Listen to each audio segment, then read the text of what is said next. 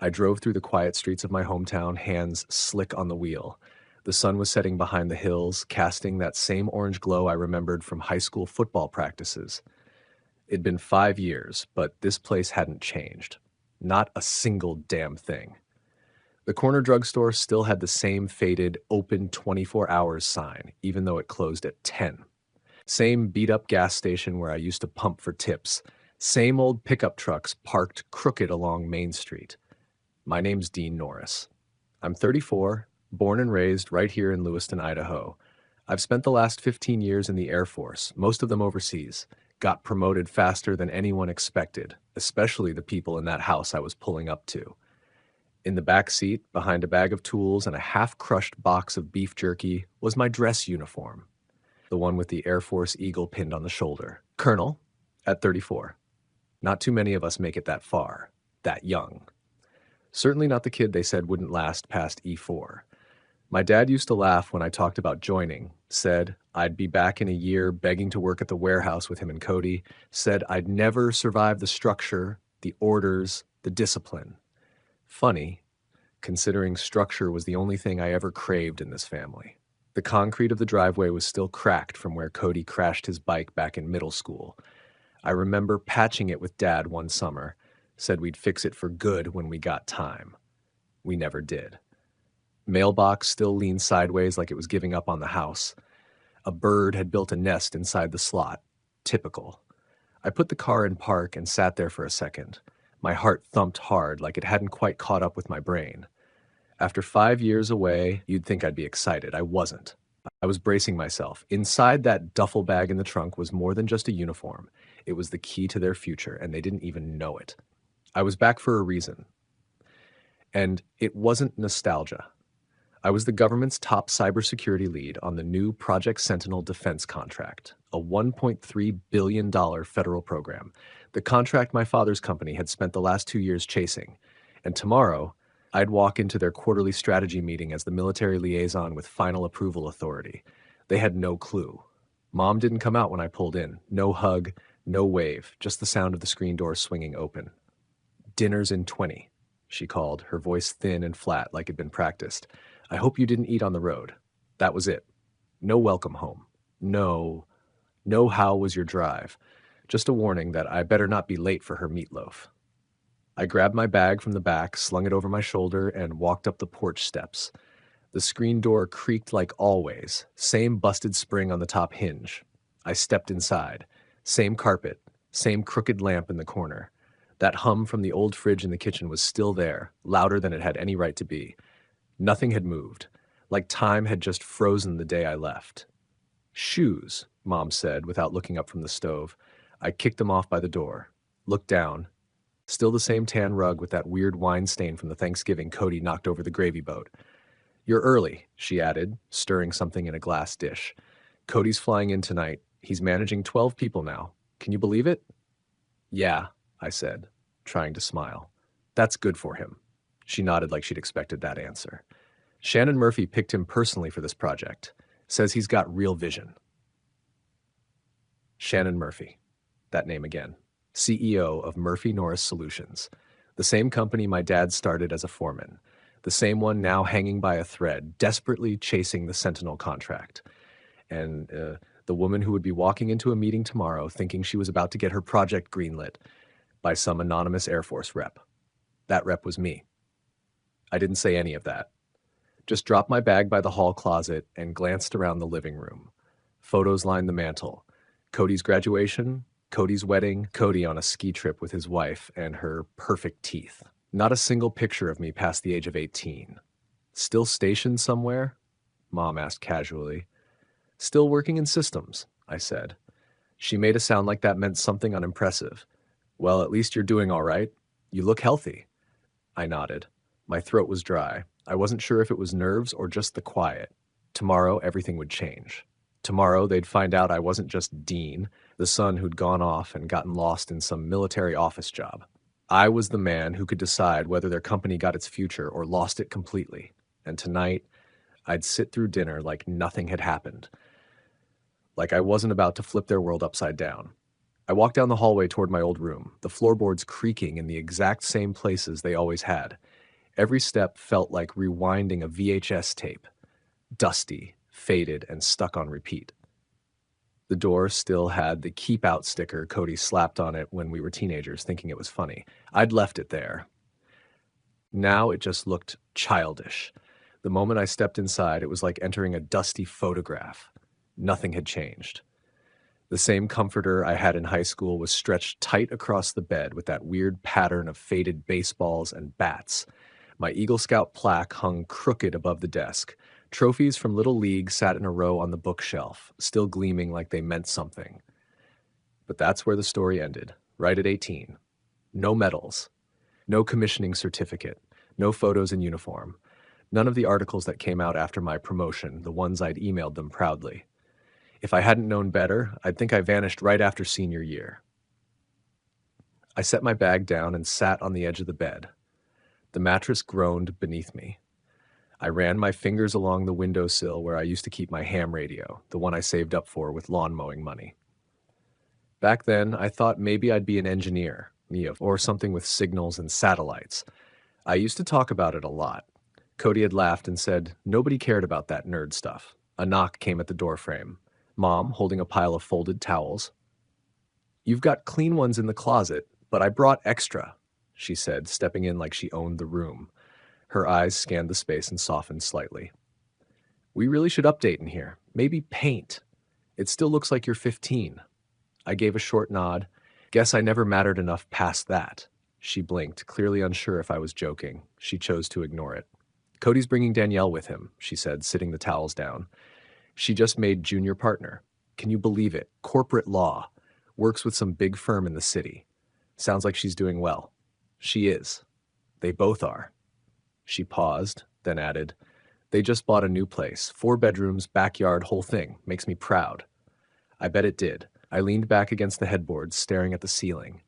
It had yellowed a bit over the years, and one of the glow-in-the-dark stars was peeling off. "Is Dad still working with the company?" I asked. "Oh, of course. He's still got pull there, you know.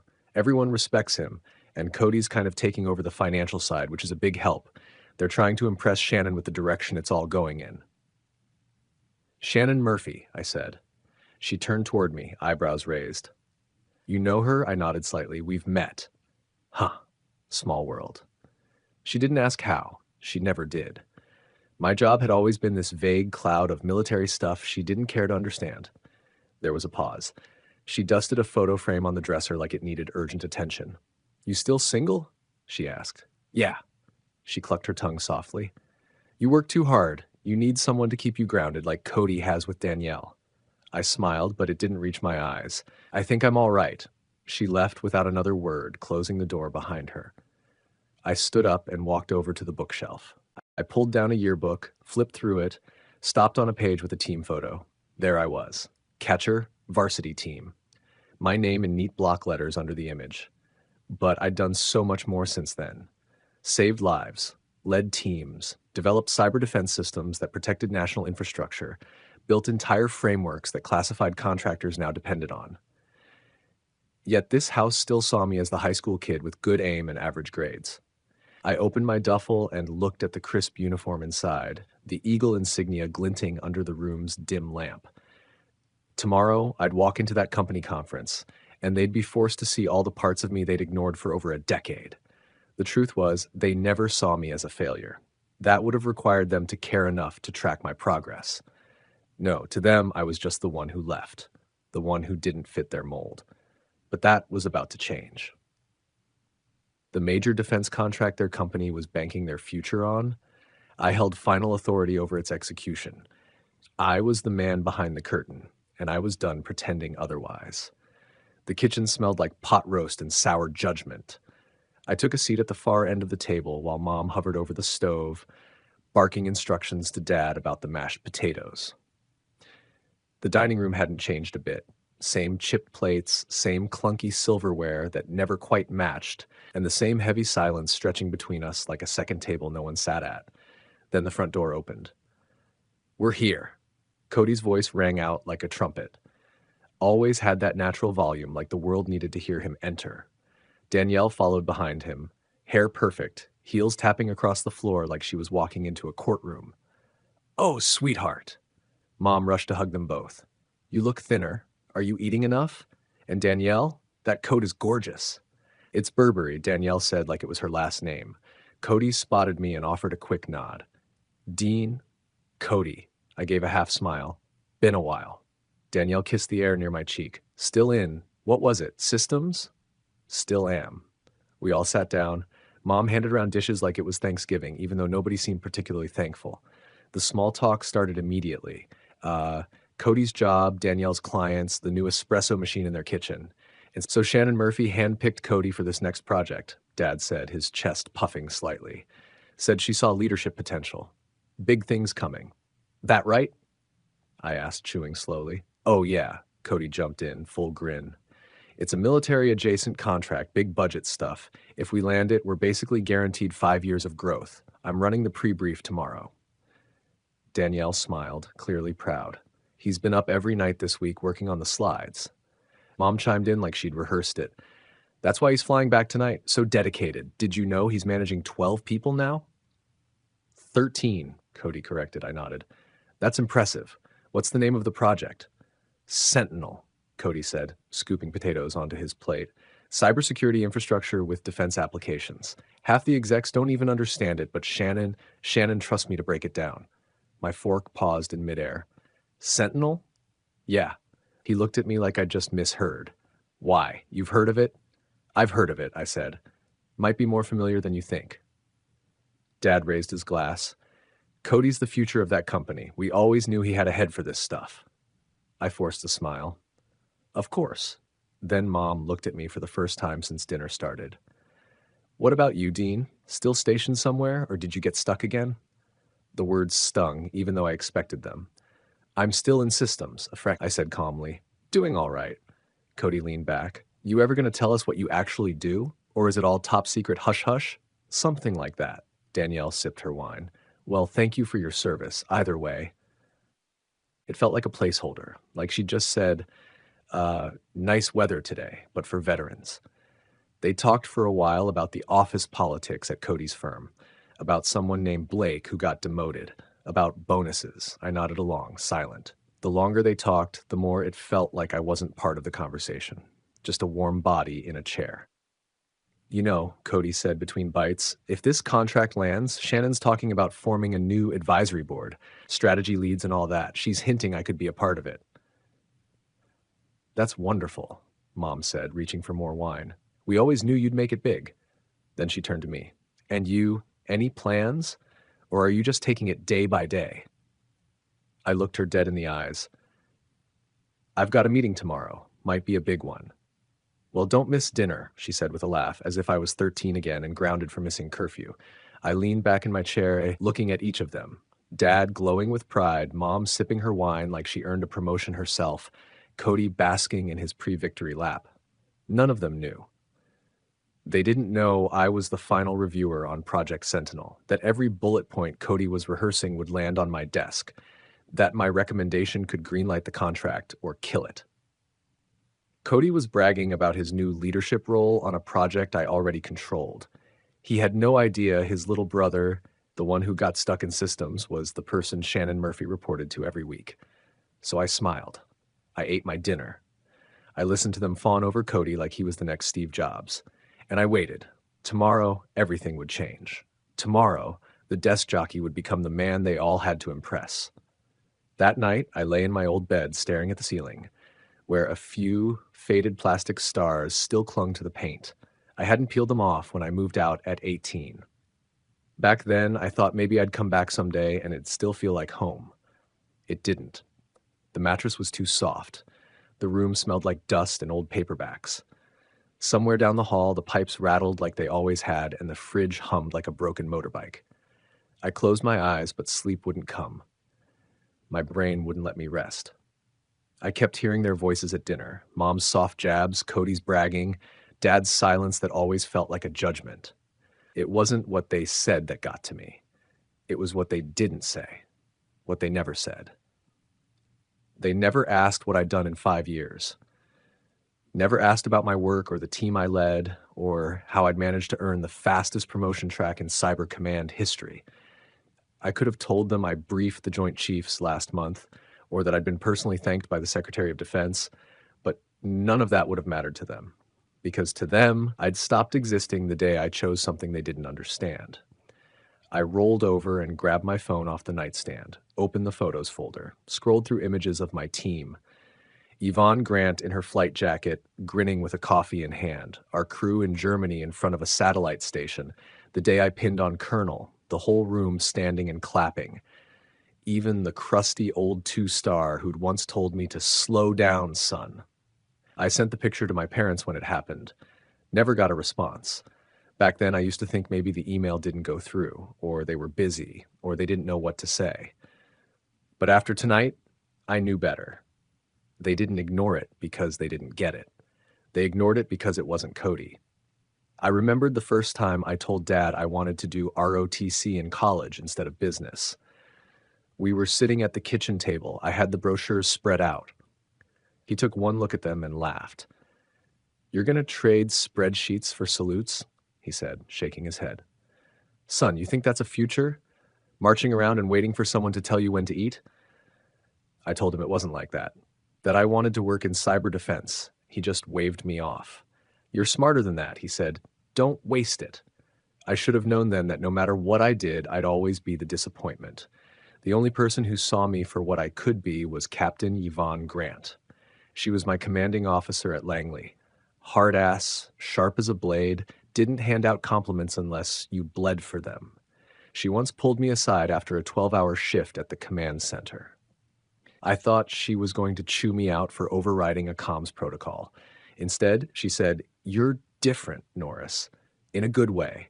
Don't try to be like them. Keep being different. That's what'll take you further." I think that was the first time I felt seen for who I really was. And now, at 34, I was a full-bird colonel in the Air Force with final authority on one of the most important cybersecurity contracts in the country. A project so classified, half the people in the room tomorrow wouldn't know how deep it ran. But my family, they still thought I fixed printers for a living. I sat up in bed, ran my hand through my hair, and let out a long breath. My chest felt tight, not from anger, at least not anymore, but from something heavier, something deeper. I had spent years climbing, building, proving, not to strangers, to them, to the people sitting 10 feet away down the hallway, still telling themselves Cody was the success story. But tomorrow, I wouldn't walk into that conference room as their son or their brother.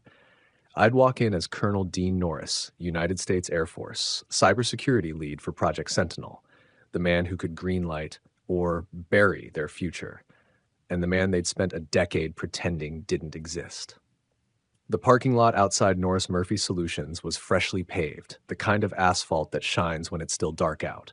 I pulled into the reserved section marked Federal Contractor Visitor and killed the engine. For a second, I just sat there, my heartbeat steady, calm, focused. This was the moment. I stepped out of the car, polished black shoes landing clean on the concrete. The air was crisp, and I could see my reflection in the passenger window. Full dress uniform, name tag straight, ribbons aligned, badge gleaming. Colonel Norris. It still felt strange sometimes, hearing the rank out loud. But today, I wore it like armor. A young woman in a blazer stood at the security desk inside, flipping through a clipboard when I walked in. She glanced up and froze. "Colonel Norris," she said, almost dropping her pen. "We weren't told you'd be attending in person. Last-minute decision," I said, offering a polite nod. I wanted to evaluate things up close. "Of course, sir. Please, right this way. The executive suite is prepped. Miss Murphy is on her way down." I followed her past the polished floors, the framed awards on the walls, the receptionist who gave me a double take as I passed. We reached the elevator just as it dinged open, and there he was, Cody. He was holding a tablet, thumb flicking through slides, lips moving as he rehearsed under his breath. When he looked up and saw me, he stopped cold. His eyes widened. "Dean," he said, voice pitching up. I gave him a nod, stepping into the elevator beside him. "What the hell are you doing in uniform?" he asked, half laughing, like it had to be some kind of misunderstanding. The doors slid shut. I didn't answer right away. Let him sit with it. "I thought you worked in, what did you call it? Systems," he asked again, quieter this time. I do, I said, keeping my tone neutral. Just on a much broader scale. He looked pale, like someone had yanked the floor out from under him. The elevator opened on the executive level. Before he could say another word, Shannon Murphy herself rounded the corner, flanked by 2 assistants. She smiled immediately when she saw me. "Colonel Norris," she said warmly, extending her hand. "It's an honor to have you here in person." Cody's jaw slackened. "Shannon," I replied, shaking her hand, "I appreciate the invitation. Your insight will be invaluable today. The team's eager to walk through the Sentinel proposal. We've made great progress since your last review." I nodded. "Looking forward to it." Cody stepped forward, face flushed. "Wait, he's the liaison?" Shannon blinked. "Yes. I mentioned that in the brief last month. Colonel Norris has final evaluation authority." But he's my brother."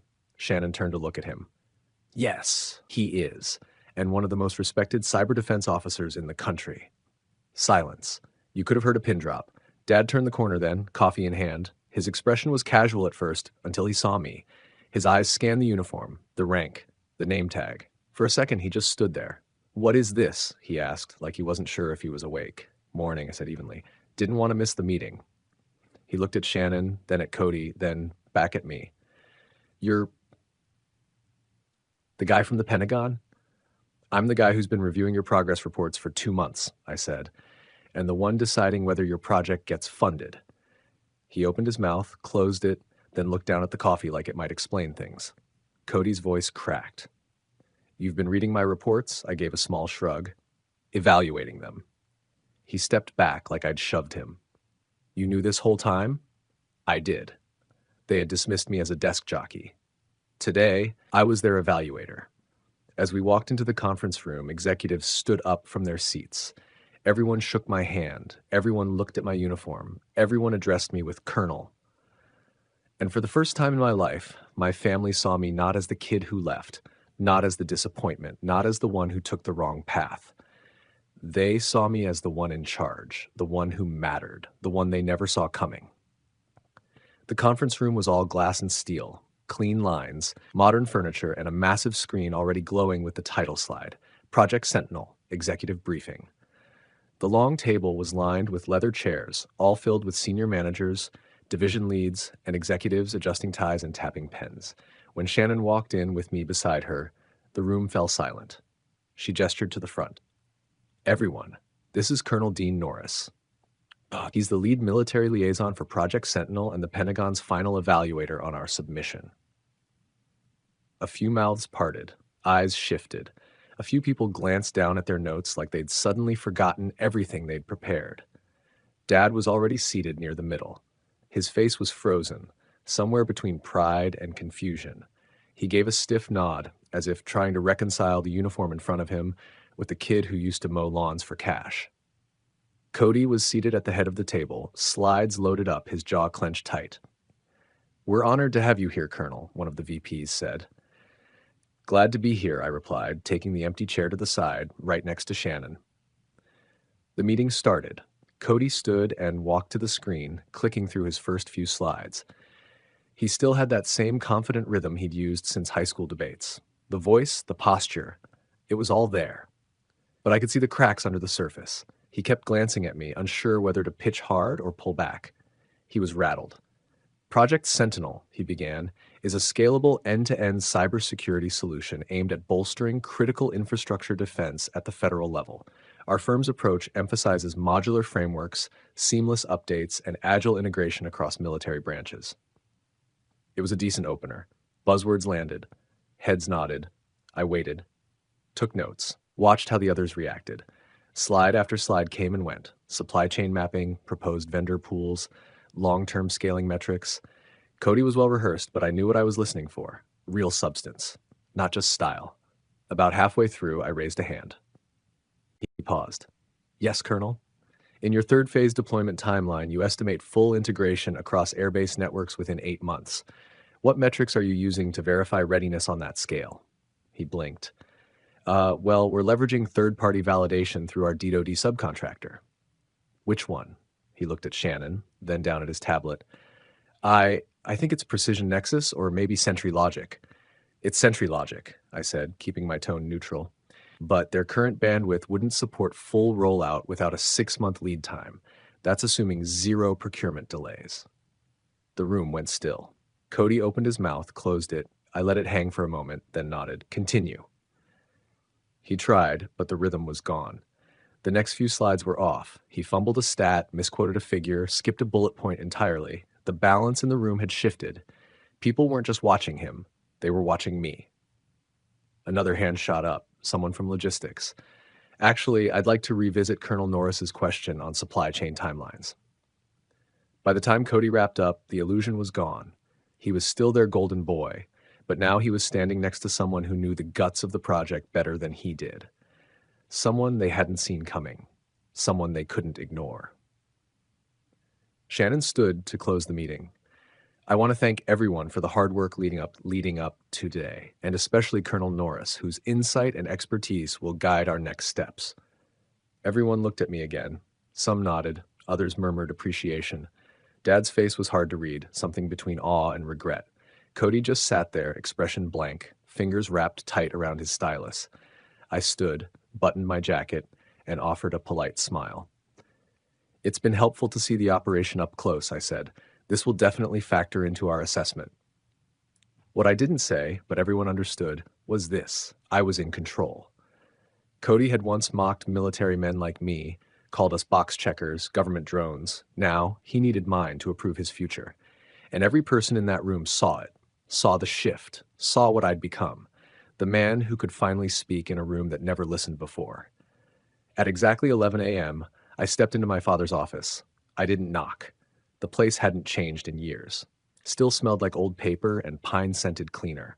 Framed certificates lined the walls, all proudly showing Cody's milestones: MBA, Young Executive Award, a glossy shot of him shaking hands with Shannon Murphy.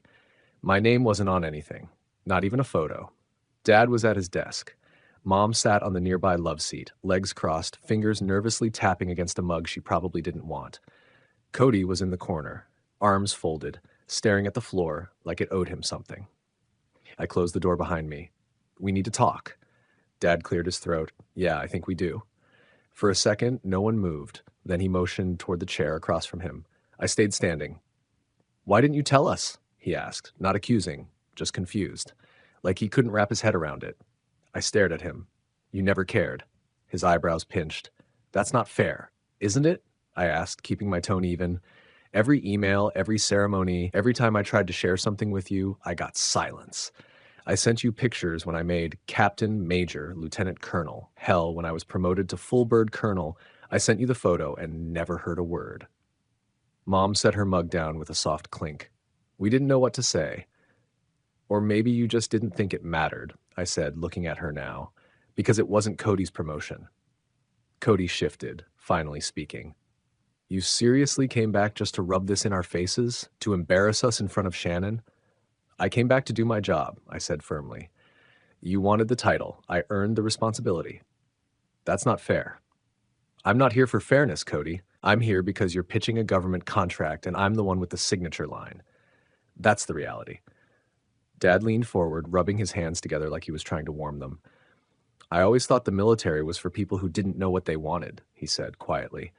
I didn't see where it could take you. You didn't try to, I said. I wasn't the son you wanted. You wanted someone like Cody, corporate, clean-cut, easy to brag about. He looked up at me, his mouth tight. Apparently, I was wrong.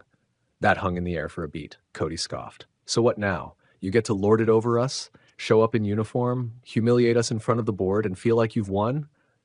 I'm not here to win, I said. I'm here because this is what I've earned, every bit of it, and I've been doing it alone for a long time. Mom stood slowly. Dean, she started, her voice softer than it had been in years. No, I said, cutting her off. This isn't about guilt. This is about truth. You were proud of Cody before he'd done anything. I had to do everything just to be tolerated. She blinked, eyes glossy. That's not how we meant it. It's how it felt. Cody shoved his hands in his pockets. Well, congrats. You got your recognition. Happy now? I turned toward him. Recognition wasn't the goal. I don't need it from you. But you're going to understand something. This isn't your playground anymore. You don't get to coast off last names and charm. This contract has real consequences. You want to lead a division? Learn what it means to be accountable. He said nothing, just looked away. Then Dad stood up, walked around the desk, stared at me for a long second, then nodded once. I failed to see your accomplishments, he said, slow and deliberate, and I'm sorry. It caught me off guard more than I thought it would. He didn't say it like a man forced into it. He said it like someone who finally understood just how far he'd missed the mark. I nodded back. Thank you. We stood in that silence for a moment, all four of us in the same room for once. Really in it. Nothing else to hide behind. No bragging, no dismissal, just acknowledgement. Maybe it wasn't everything, but it was something. After years of being the invisible son, I finally stood in a space where they saw me. Not as the failure, not as the kid who left, but as the man who came back on his own terms and couldn't be ignored anymore. 6 months later, I was setting out glasses on my kitchen table in Arlington when the doorbell rang. It was the first time my family had ever visited me here. My place sat on the top floor of a quiet building with a view of the Potomac, not far from the Pentagon. Clean lines, gray walls, a couple of framed commendations on one side, and a massive aerial photo of Ramstein Air Base on the other. Nothing flashy, just mine. Dad walked in first, holding a flat wrap package. Mom followed with a foil-covered dish, and Cody brought up the rear, his hands awkwardly empty, like he wasn't sure what to do with them. Smells good in here, Dad said, setting the frame on the counter. Didn't expect a colonel to know how to cook. Didn't expect a finance guy to show up empty-handed, I shot back, grinning just enough to let him know I meant it half as a joke. He chuckled. Touché. Mom uncovered the dish. Apple pie. A little uneven on the top crust, but clearly homemade. It's what you liked, she said, not quite meeting my eyes. Thanks, I said. It smells great. Cody hovered near the window, glancing at the framed unit citation on the wall. So this is your base of operations, huh? Something like that. Dinner was quiet at first. Baked salmon, roasted potatoes, the pie warming in the oven. It wasn't until the second round of drinks that Dad pulled the frame from the counter and handed it to me. I figured you might want this, he said. I opened it. I'm here because you're pitching a government contract, and I'm the one with the signature line. That's the reality. Dad leaned forward, rubbing his hands together like he was trying to warm them. I always thought the military was for people who didn't know what they wanted, he said quietly. I didn't see where it could take you. You didn't try to, I said. I wasn't the son you wanted. You wanted someone like Cody, corporate, clean-cut, easy to brag about. He looked up at me, his mouth tight. Apparently I was wrong. That hung in the air for a beat. Cody scoffed. So what now? You get to lord it over us, show up in uniform, humiliate us in front of the board, and feel like you've won? I'm not here to win, I said. I'm here because this is what I've earned, every bit of it, and I've been doing it alone for a long time. Mom stood slowly. Dean, she started, her voice softer than it had been in years. No, I said, cutting her off. This isn't about guilt, this is about truth. You were proud of Cody before he'd done anything. I had to do everything just to be tolerated. She blinked, eyes glossy. That's not how we meant it? It's how it felt. Cody shoved his hands in his pockets. Well, congrats. You got your recognition. Happy now? I turned toward him. Recognition wasn't the goal. I don't need it from you. But you're going to understand something. This isn't your playground anymore. You don't get to coast off last names and charm. This contract has real consequences. You want to lead a division? Learn what it means to be accountable. He said nothing, just looked away.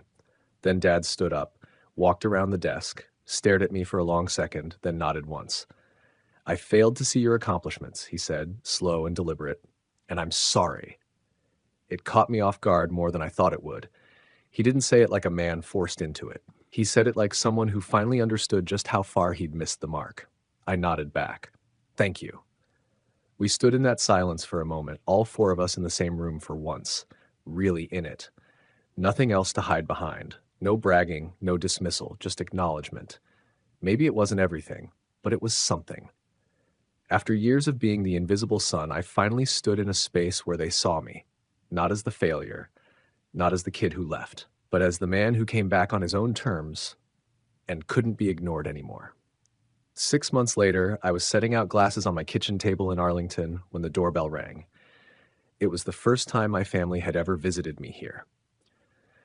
My place sat on the top floor of a quiet building with a view of the Potomac, not far from the Pentagon. Clean lines, gray walls, a couple of framed commendations on one side, and a massive aerial photo of Ramstein Air Base on the other. Nothing flashy, just mine. Dad walked in first, holding a flat, wrapped package. Mom followed with a foil-covered dish, and Cody brought up the rear, his hands awkwardly empty like he wasn't sure what to do with them. "Smells good in here," Dad said, setting the frame on the counter. "Didn't expect a colonel to know how to cook." "Didn't expect a finance guy to show up empty-handed," I shot back, grinning just enough to let him know I meant it half as a joke. He chuckled. "Tiché?" Mom uncovered the dish. Apple pie. A little uneven on the top crust, but clearly homemade. "It's what you liked," she said, not quite meeting my eyes. "Thanks," I said. "It smells great." Cody hovered near the window, glancing at the framed unit citation on the wall. "So this is your base of operations, huh?" "Something like that." Dinner was quiet at first. Baked salmon, roasted potatoes, the pie warming in the oven. It wasn't until the second round of drinks that Dad pulled the frame from the counter and handed it to me. "I figured you might want this," he said. I opened it. It was a printed article from Defense Tech Quarterly, the one about Project Sentinel's successful deployment. My photo was front and center, me in uniform, arms crossed, standing in front of a server bay. Underneath was a quote I'd given about the importance of public-private partnerships in national cybersecurity. I hadn't even known they'd read it. "I saw it in the waiting room at the dentist," Dad said. "Made them give me an extra copy." I smiled. "Thanks."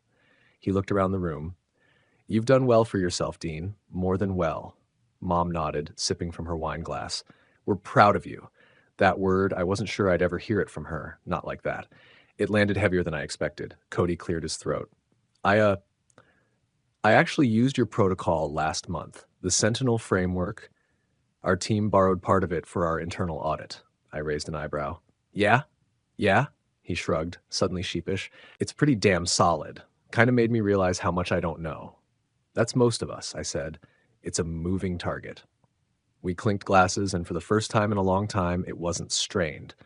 Nobody was performing. Nobody trying to be louder or more impressive. Just four people eating dinner. A family, or something close to it. Halfway through pie, I buzzed in a guest. When the door opened, General Yvonne Grant stepped inside, her presence still commanding even in casual clothes. My parents stood quickly, clearly surprised. "General," Dad said, extending a hand. "Retired now," she smiled, shaking it, "but still partial to pie and a good wine." Mom practically scrambled to fix her posture. "Would you like some coffee? Or tea?" "Coffee sounds great." Yvonne sat beside me, plate already in hand. She glanced around the room, then turned to my parents. "Your son," she said, "is the reason this country's infrastructure still stands." My dad blinked. "Well, we always knew he had potential." She laughed lightly. "No, not potential. Results. He's one of the sharpest minds I've ever had the privilege of mentoring, and one of the few who leads without needing the spotlight." The room went quiet.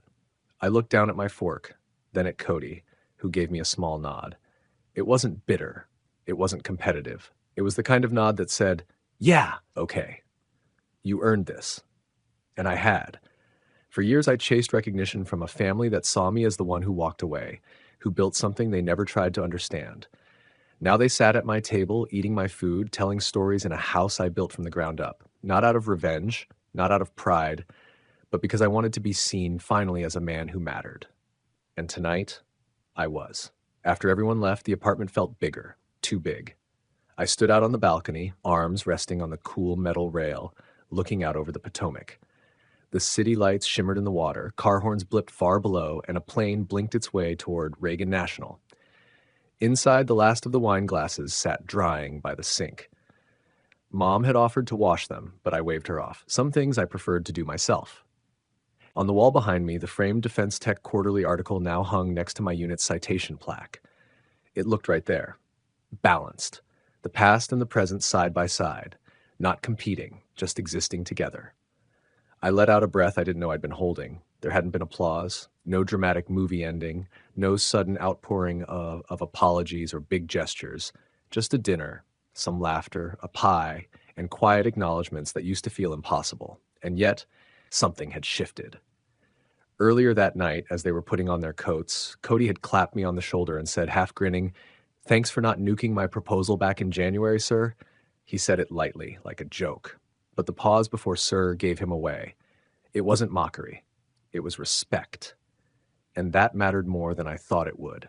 For so long, I'd tried to prove myself to them. To be louder, more successful, more impressive, just to get a sliver of the pride they handed Cody by default. But standing there now, watching the lights of DC buzz softly in the distance, I realized something. I didn't need their approval anymore. I already had my own. All the years I spent building, sacrificing, leading, that was for me. Not for recognition, not for validation, but for something deeper. Something real. Still, I'd be lying if I said it didn't feel good, to finally be seen. To finally be understood, even if only a little. I went back inside, turned off the lights, and sat down on the couch. The room was quiet except for the faint hum of the fridge and the occasional honk outside. I looked over at the plaque, then at the article. My father's handwriting was faint at the bottom of the frame. He'd scrawled, "Proud of you, son." It was the first time I'd ever seen those words written down. And maybe he wouldn't say them again. Maybe the next dinner would still come with awkward pauses and bragging about Cody's new accounts. Maybe some things wouldn't change at all. But I had changed. I wasn't trying to be the better son anymore. I was just trying to be a better man. And as the city lights flickered across my living room, I realized I didn't need to win anything tonight, because I already had. Respect, dignity, peace, the kind that doesn't shout but settles deep in your bones. Some victories don't come with applause, but they echo longer and louder, and they last.